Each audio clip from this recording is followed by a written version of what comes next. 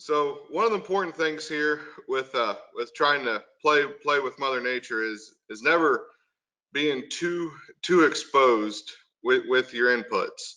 Uh, we do have very strong yields here.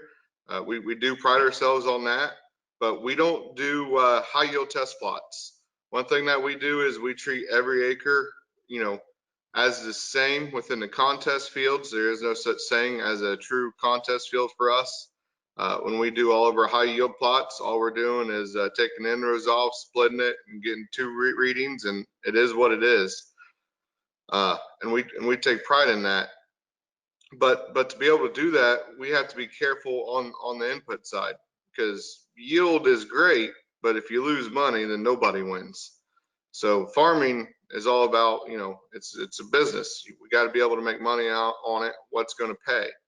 So we always try to spread our risk out as much as we can, and that includes our fertilizer, nitrogen, foliar feeds, and things like that. We never want to give it too big of a dose at one time, but we also want to make it fit within your farm what you're capable of doing.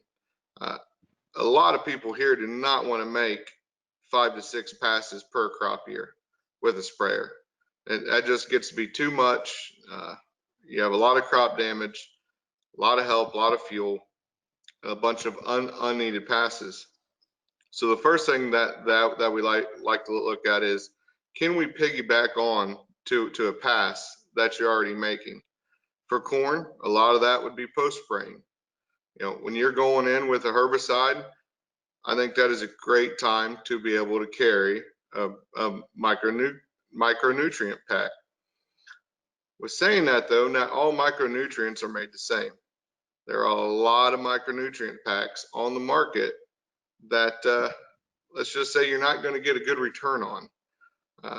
Not trying to pick on one, but I guess I will here. But you got to be careful with the citric acids. They don't bond well to the plant, so you definitely want to look for one that is dual chelated and where it is derived from. Me personally, sulfates is a good one for here in Ohio. Uh, Depending on your location, it's going to depend on probably where it's being made from, and that is going to change where your micronutrients is going to be derived from also. Mainly Midwest, so that means a lot of it's going to be derived from Minnesota, so it's probably going to be a sulfate also. On the bean side of things, a lot of people also make a pass around that V3 range on a post spray. Beans, I really like manganese. It really helps relax the roots and get things going. I tend to wait for a full, and what I mean by a full micro pack, so that would be your zinc, boron, iron, and manganese and copper. I like to wait on that on beans, so around that R3 range. That is when those nutrients are mainly needed. Corn, the full package would be at V5, and that would be the first best time that I can see to get on it. Sometimes V4. That is mainly our biggest time that we can move the needle on those micronutrients. It gets harder as that plant gets bigger. The most optimal time would be at planting, but I know a lot of us here are about to wrap up planting, and if you did not do that, then that's okay. But whenever you can get it right beside the seed in a smaller plant, that is a good time. The bigger the plant gets, the harder it is to get it and to mobilize it within that plant. We will go all the way up to VT on spraying corn. We do use fungicides. We're a big fan of fungicides, but we want to make sure that we're going to use the ones that pay. And whenever I carry a fungicide, I am carrying a micronutrient pack. We kind of blend our own foliar pack around here, heavy in phosphorus. And we're trying to always tissue test to be able to see where we can move the needle at. And that's one thing that I really would stress to you farmers out there right now. If you have not tried one before and you want to try one this year, tissue sample before you spray, wait about 5 days, make sure the leaf is good and dry, pull another tissue test and find out, will it work? Because there are a lot of different variables that's going to happen throughout that season.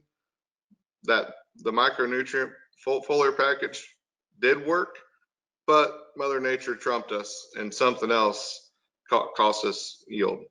So I want to ground truth at first, wait 5 days, let's see where we're at.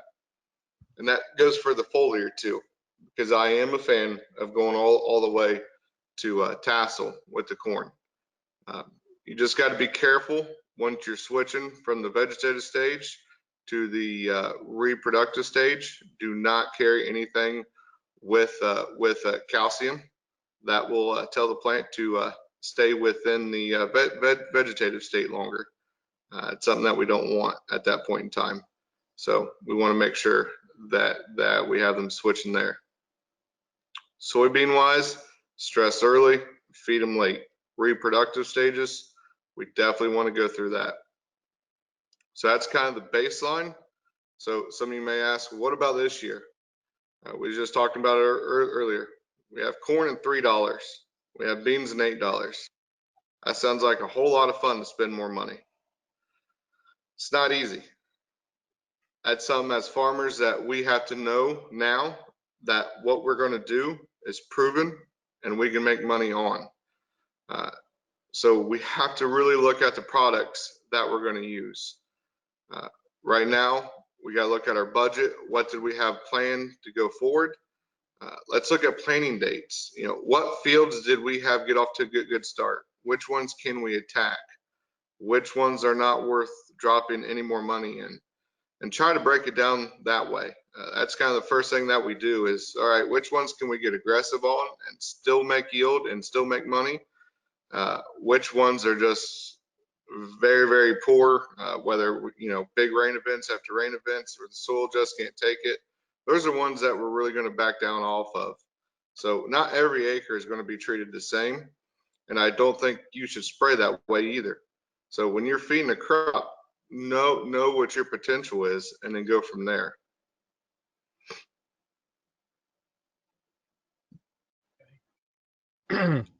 Cory, would this be a good time to see if we have any questions out there? Yeah, I think we can see if we have any questions.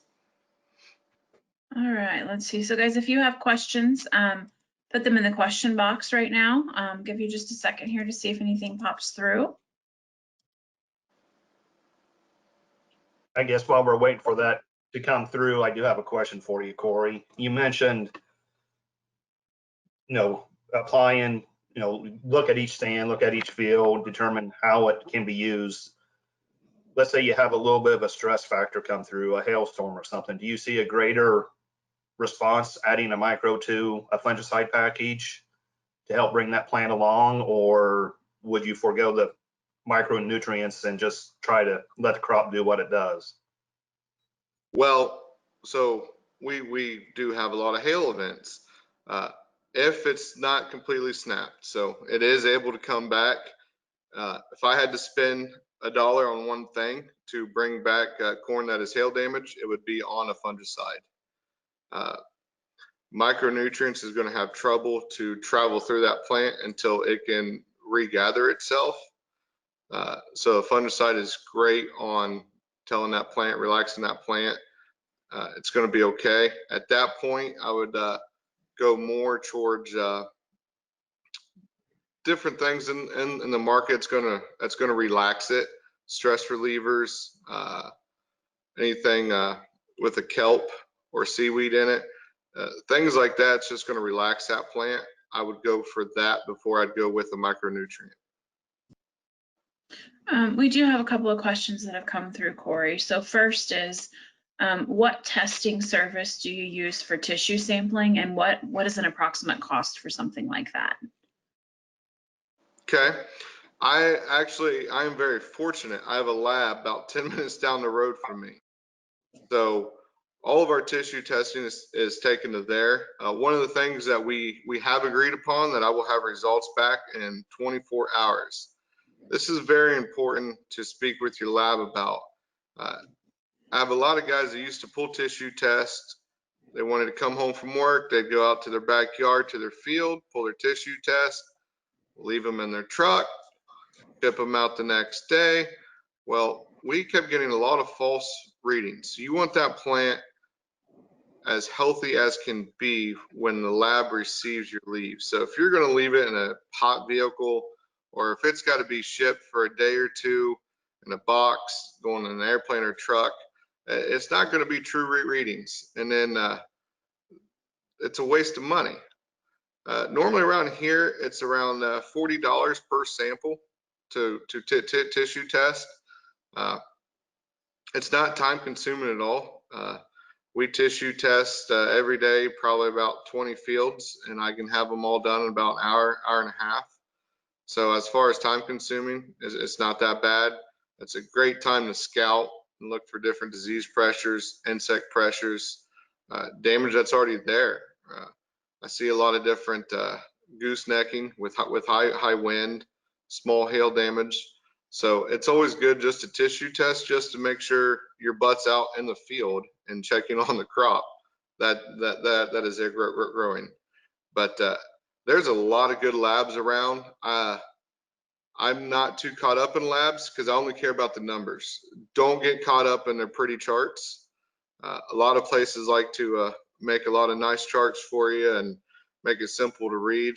The only thing that matters are those nut numbers, and get a baseline. I have a baseline for my own farm, so I know what 300 bushel corn is going to look like, and I can tell if I'm under that or if I have a chance to be above that.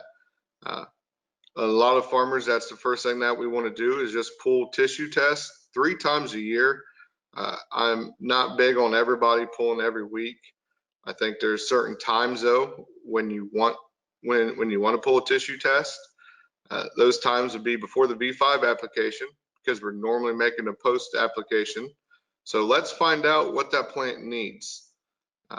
It's kind of our window to peek in, because we know we already got a sprayer going across that field.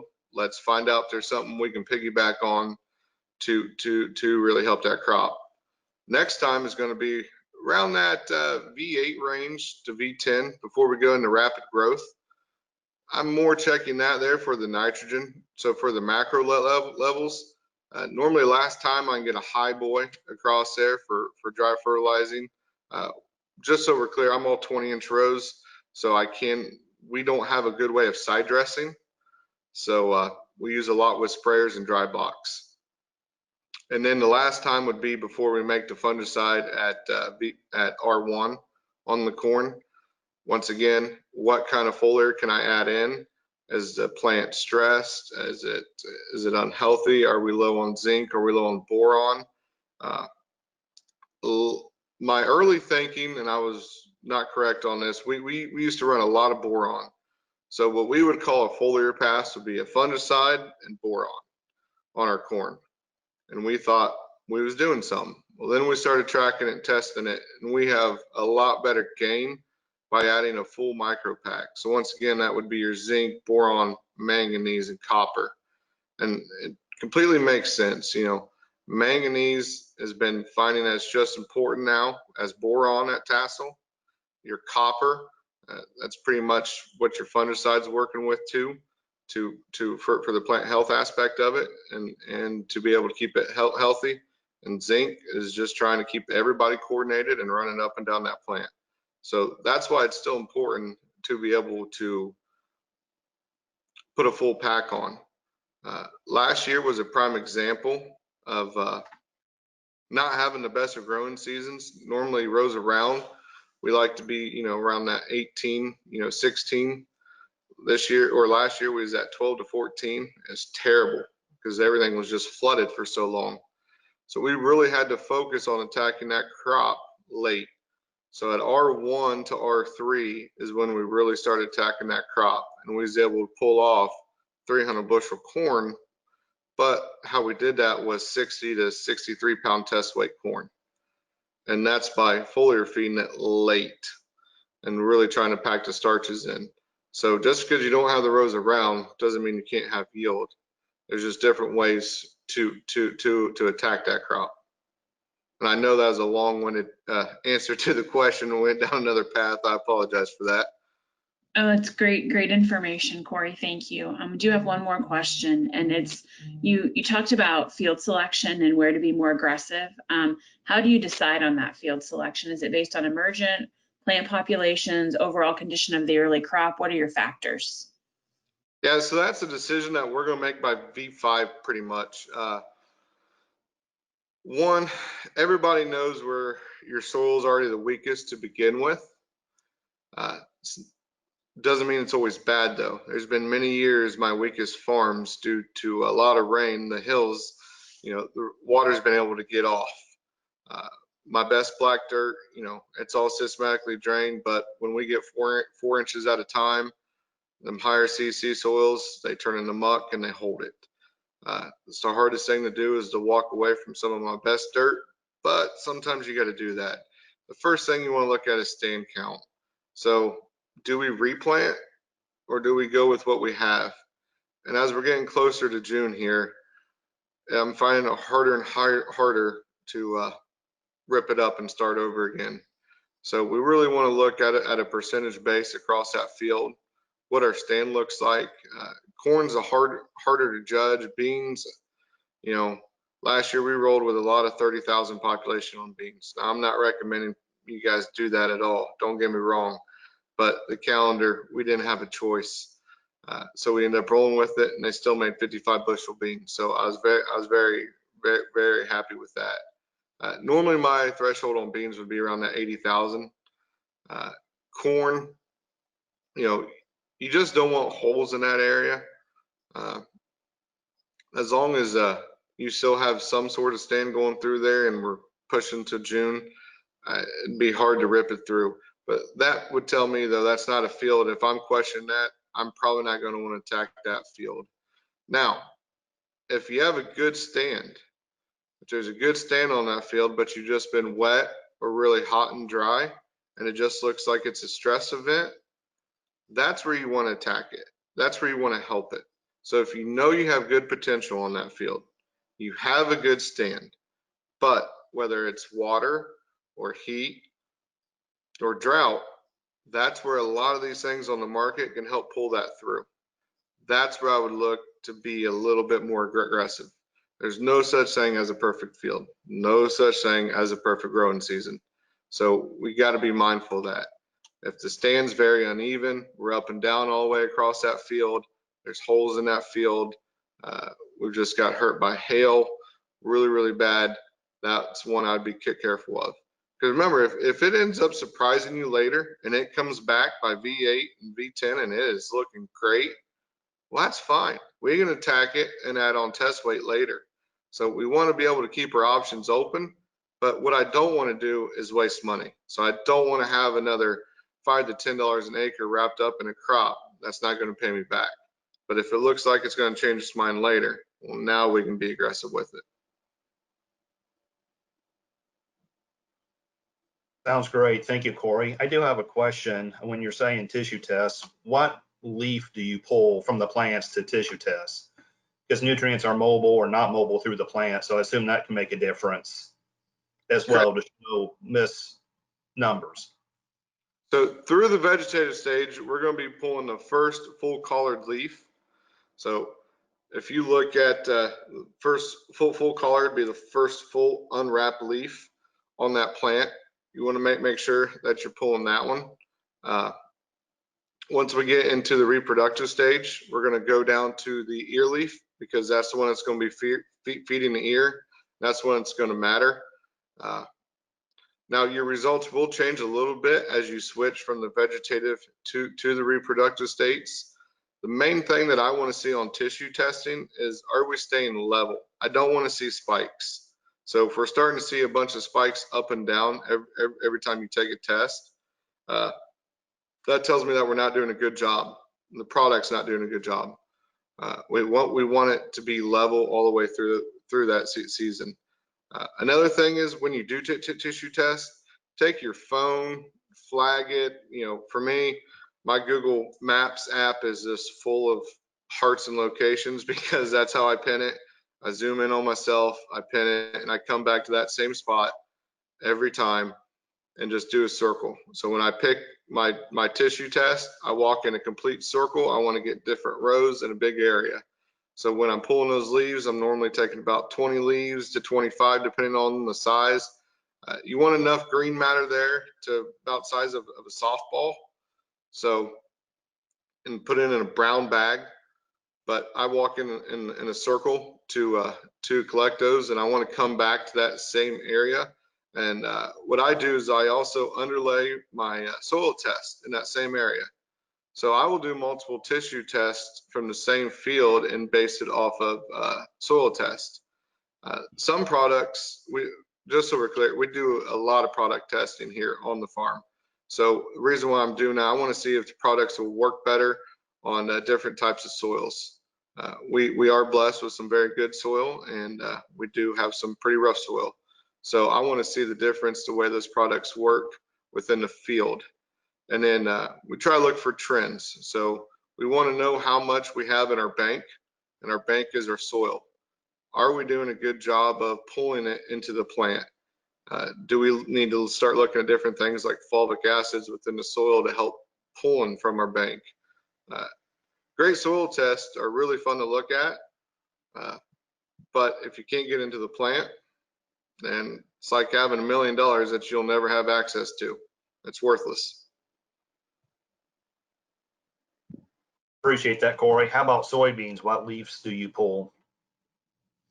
So the first trifoliate on the beans, you want to make sure that we're pretty much pulling that one all the way through.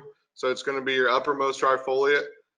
Those get a little trickier as the plant get bigger because some of the lower ones like to try to outgrow to sunlight. So just make sure that you're picking the right one there. Feeding through the branches, but you do want to make sure that it is a full trifoliate. Okay, thank you very much, Cory.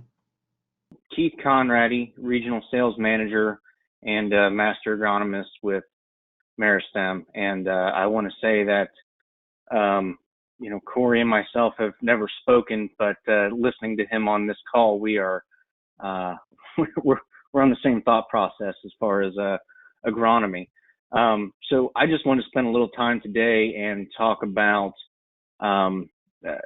product selection and understanding the agronomy, but also understanding where to get your products and how to kind of get through that thought process. And so I don't know if you'll be able to see my board here very well. It's dark outside, so I have lights on. But basically what we deal with in the product market is what I call the shell game. So we want to get from the shell game of understanding what products are on the market, which ones work, why they work, and then also understand how pricing ties into that as well, and get from work our way through the shell game to get to the sweet spot on what type of product is going to work on your farm and what type of price point is that going to be. So basically, as Cory said, when we look at the NP and K, before we even get to most micronutrients, you got to make sure that your NP and K are where they need to be, and those are three areas that we have good access to and we can control quite well. So we need to make sure that the home front's taken care of before we even get to micronutrients. If your nitrogen's off, or your potassium, or any of those are extremely off, there's no sense in worrying about your boron or things of that nature, right? So we got to take care of home first. And so when I look at a lot of the products on the market, and I spend a lot of time online, talk to a lot of people, what are retailers recommending? Why are they recommending that? And there's different reasons to that, but I'm seeing a lot of what I call heavy-handed micros on the market right now. Micros that almost look like starter fertilizers, like 7, 13, 6, XYZ. There's plenty of them out there. And if that's the avenue that you're going down, keep in mind that those types of products are going to be hot for foliar applications. And then you look at the use rate. So if I look at the use rates, and if you're tissue sampling and you're trying to address a major phosphorus issue or something like that, and you're looking at one of these foliars, my message would be, it might make more sense if we're dealing with a macro problem, to look at current solutions that could be solved with commodity type products, not necessarily specially manufactured type products at a very premium price. So those things can be addressed, and those are, in my mind, more rescue applications, cost recovery applications, making sure that you are going to reach the maximum potential on what you already have out there, and you're not going to lose what you've built. So keep in mind, and then I look at these high concentrated micros, and their rates are extremely low. So they're very concentrated in the bottle, their rates are low. If you're dealing with hot product, I call it, you're looking at mixing, compatibility issues, potential injury. Those types of applications are going to be susceptible to weather, humidity. Product might have worked great for you yesterday, but today it's 95 and it's 100% humidity. You got rained out, you had to leave it in the tank. Those are all things to consider. That could be, a problem that could lead to crop injury, lead to increased management, lead to clean out your sprayer. Those are all things to consider, and time is essential here. On the other side of that, we have what I call the micro of the micros.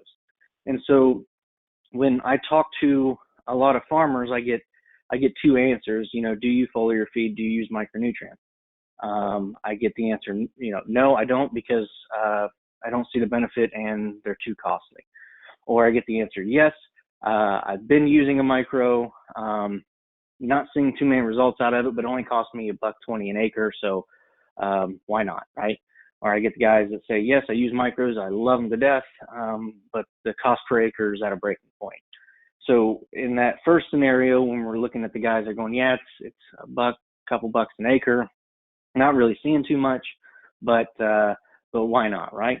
I say let's look at the labels. So I start pulling a few labels out of some manufacturers that are popular, and you look at the concentrations, and the concentrations, they say, well, there's 8 ingredients, there's 10 ingredients, well, 0.000%, 0.000%, XYZ.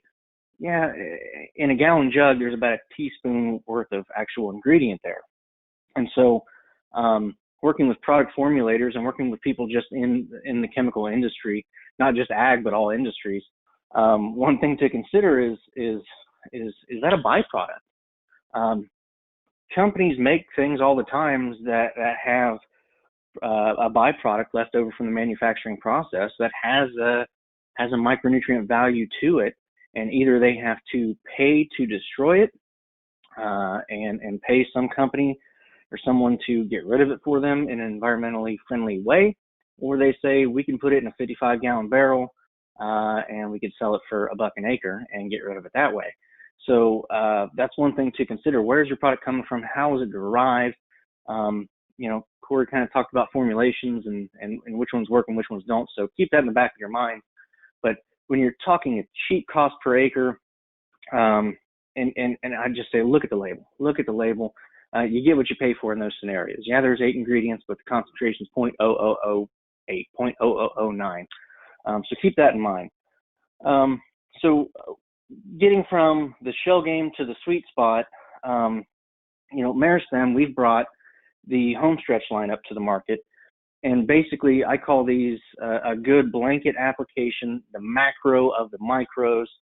So when I say that, there are products like this on the market, like home stretch on the market, that work very well. The problem is a lot of guys say, yes, I like those types of concentrations, and I'll go into that in a second. But at $38 a gallon, at $40 a gallon, at $29 a gallon, the ROI is just so high, and the response is right there. I'm getting a great response, but the ROI doesn't make sense. So what we decided to do through our modified direct company is, be able to find those products, those types of products, and bring those to the market at a price point that just makes sense. And so as far as concentration, we're looking at nitrogen. And when I say NPK needs to be in order, it does, But as Cory said, nitrogen's always a good thing to monitor. If we're dealing with P and K in a reproductive stage, we're in trouble. If we're dealing with a major P and K in vegetative stage, we're in trouble. We have other issues. But when we're talking about maximizing yield, nitrogen's always a good thing, vegetative or reproductive. So the two products we brought are Homestretch Nutritional and Homestretch Ultra. And basically, we're looking at a nitrogen of 4%, 3% sulfur, 0.25 boron, 3% manganese, 3% zinc. Not 8 different ingredients that are 0.000%. The majors, the heavy hitters, the big ones that are important to that crop in vegetative and reproductive. Kind of like, as Cory said, I really like foliar micronutrients on soybeans in reproductive stages as far as R3. If you give them too much early on in the vegetative phase, they want to get lazy. Kind of like your eyes when you go to the eye doctor. Every time you go, they increase your prescription. Well, it's because your glasses are doing the work and your eyes are getting lazy. Soybeans are the same way. So you really don't want to give them too much before the reproductive phase. And then once you hit the reproductive phase, when you're looking at an R3 application of a fungicide, insecticide, a great foliar micronutrient pack that has high concentrations of the ingredients that you need to maximize that yield. Corn, on the other hand, same thing. This is the time that V5 to V8-ish, logistics work into this, but that type of application as far as adding a foliar to that as well. And you can, most times you can actually see the results. Sometimes we have a hard time obtaining yield data because when we do these applications on corn and we're reducing the stressors and we're maximizing that yield potential through a product like Homestretch, that V5 boron's important, really important. Sulfur, we're seeing more and more sulfur deficiencies as we clean up the air. So, we pay money to clean up the air and then we reduce our own sulfur and then we pay money to put sulfur back in the ground. So we're starting to see more and more of these things pop up. So sulfur, manganese, zinc, all very, very important in the vegetative phase on corn.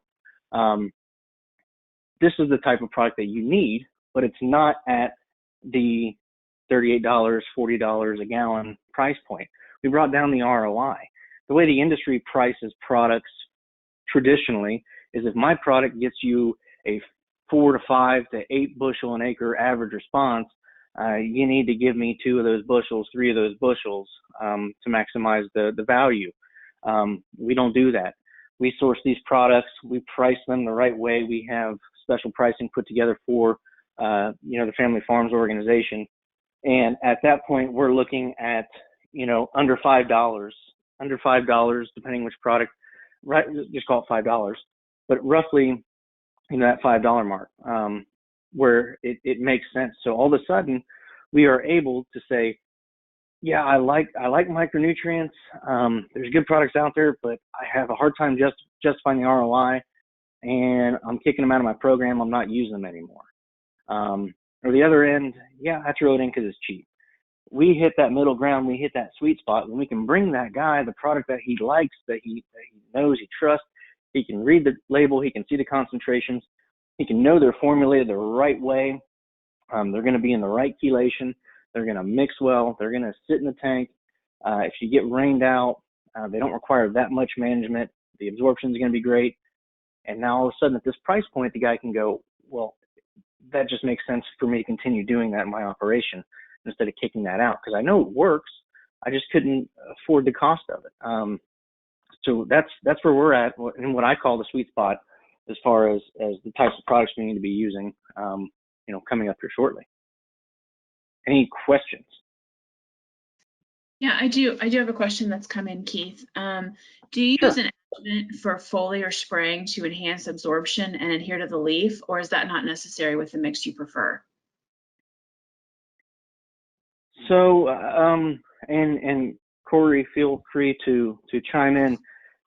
When you're talking about foliar feeding, it is truly a foliar feed, right? So coverage and absorption are the name of the game.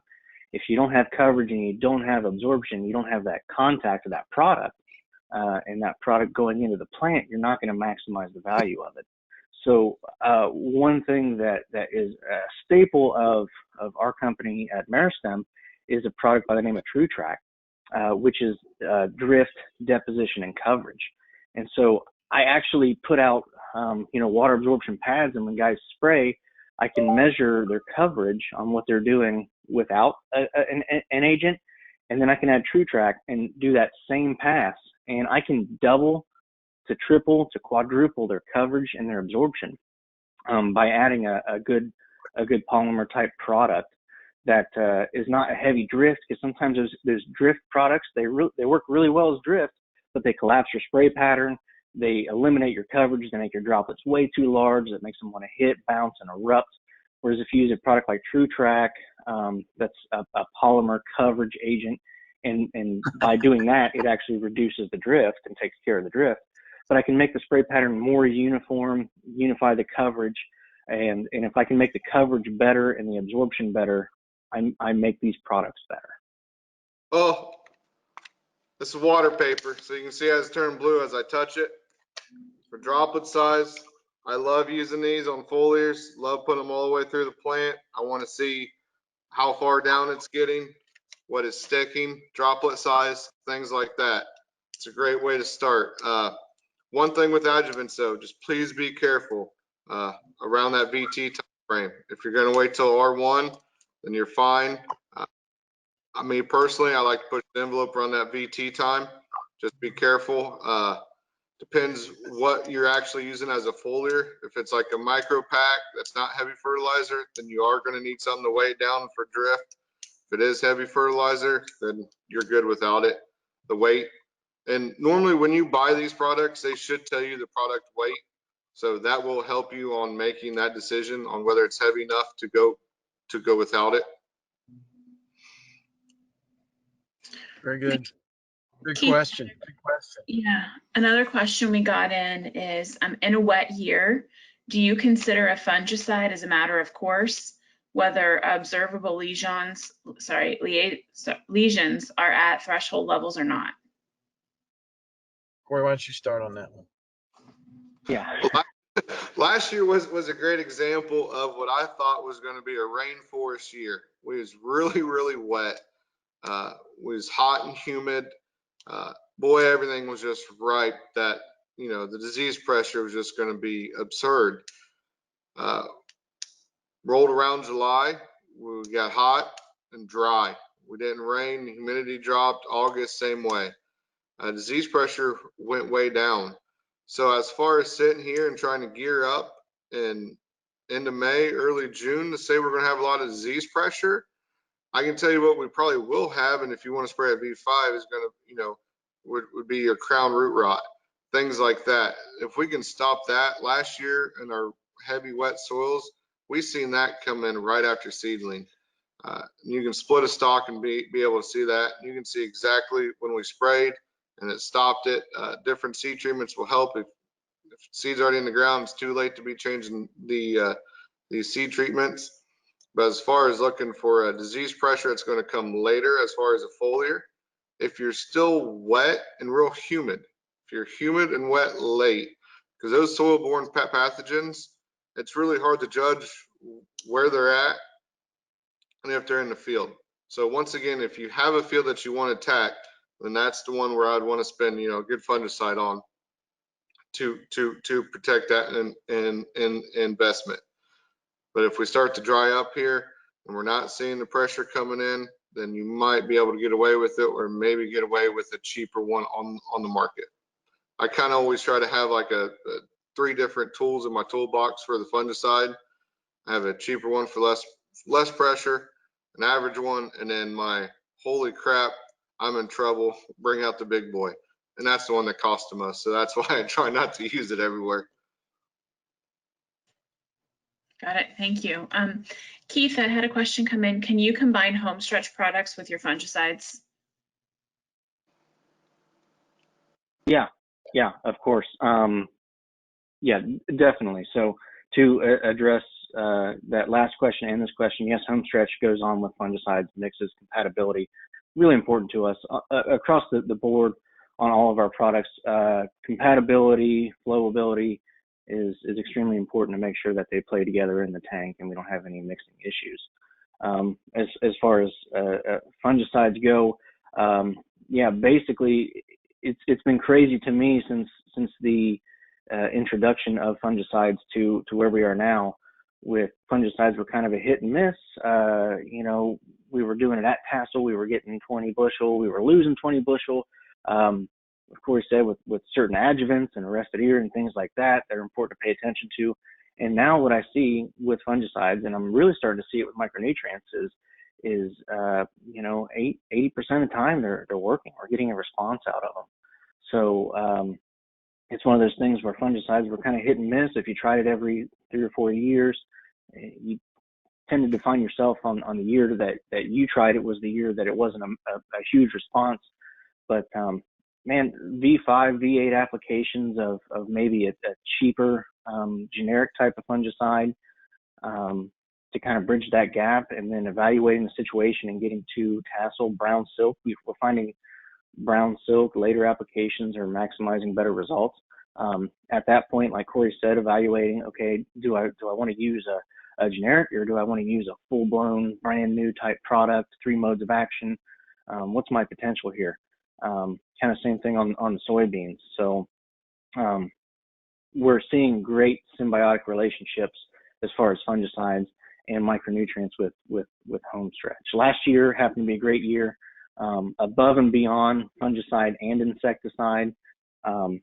Just testing home stretch, our average response on soybeans was about 4 to 6 bushel.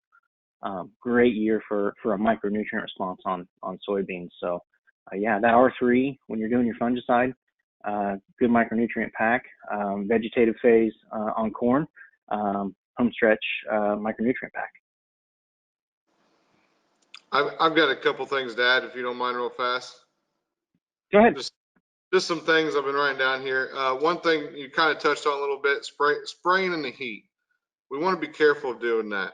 If it's in the 90s, I hate to tell you, you're going to have bad results, and you're going to blame it on the product. That plant is shut down. It's not going to absorb it. It's not going to move. You just paid $6 to $8 to $10 an acre for that product. Why go out and waste it? A lot of times, you know, we're our own worst enemies, and we make mistakes that we just don't know that nobody told us. Spraying in the heat is not the thing to do. You know, I'm not scared to spray with the dew on in the morning or spray at night. There's been many times my best results is rolling that sprayer all the way through the night. There's different things that we can add in that sprayer to really make it stick. A lot of the chelation that we're using now, and that's in these products, I'm not concerned with it once again. But if you're using citric acid, the reason why citric acid, they only have a 3 bond, where a lot of the others have 6 to 7. They can't bond on anything. They have a hard time getting into the plant. That's why they're going to be the cheapest. So if you've ever tried one for a couple dollars, somebody said, I got a micro pack I want to sell you, there's a couple dollars, guarantee it's probably citric acid. You went and told all your buddies at the coffee shop that you used one, it didn't work. All these other farmers are wasting their money. That's normally how it goes. Coffee shop farming. You've tried everything and nothing ever works. We're just poor and broke. So please don't be one of them. Give it a fair chance.